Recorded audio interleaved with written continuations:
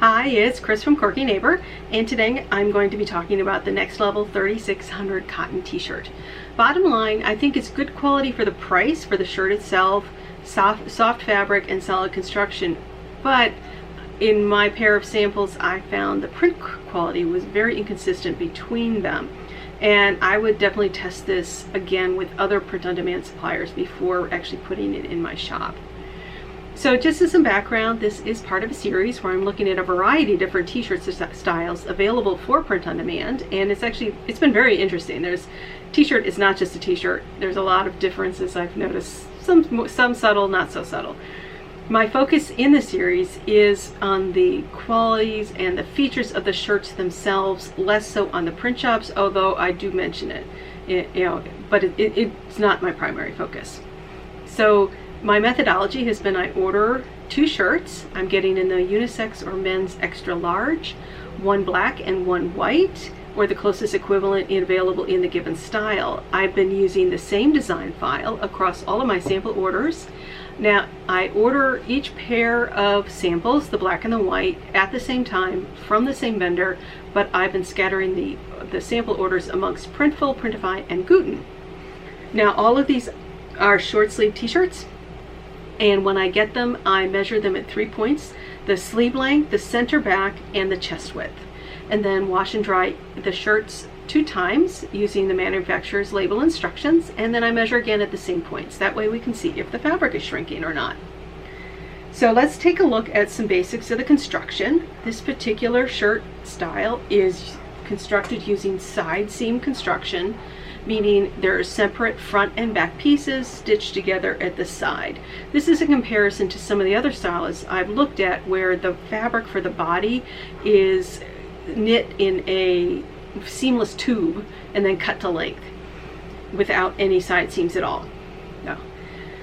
Now this is another one of the styles, and this is true on a variety of the shirts that I've looked at, where the top stitching on the collar, might or might not be able to see that, is only around the back, where it's basically being used to stitch down the tape seam that's in the back of the collar. The top stitching does not come around the front. It's been sort of 50-50 amongst the different styles I've been looking at, where some of them it's only along the back, some it comes all the way around. So, now this particular style I've found to be one of the slimmer fits within the test group. But interestingly, the body and the sleeve lengths are all slightly longer than average. Now this is a lightweight 100% cotton jersey knit. It is soft and has a soft and smooth hand, and I will say it's actually one of my favorite fabrics within the group. And I found it feels like it developed slightly less fuzz after the first 2 washings than many of the other styles that I've looked at, particularly within this lightweight fabric category. Now the black shirt I found to be, when comparing across all my other samples, one of the deepest shades of black in the whole group. The white is a clear white with no hint of cream or ivory. Now I did find there was good consistency between the 2 samples in measurements before and after washing, which I think is a good sign of good quality control at the manufacturer.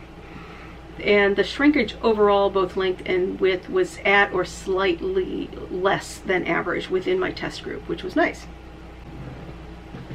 Now the color range that's available has the core basics of white, black, red, navy, gray. There are some shades available there I would consider a little bit more unusual, so look around. The max numbers I found for any given print-on-demand supplier was about 25, but there was a lot of variance amongst the suppliers. So if just look around, if you want a particular color, just look around. You're probably going to find it. And the size range I found was actually a really nice size range, extra small to 4XL. That extra small can sometimes be kind of hard to find for print on demand, I've discovered. And the pricing was nice. It was a bit below average within my test group. Now this one had a big difference in print quality between the 2 samples. They were both ordered from the same supplier at the same time. The black looks really good. The white looks very faded even before washing. So I think there was definitely some quality control issues at the print-on-demand supplier.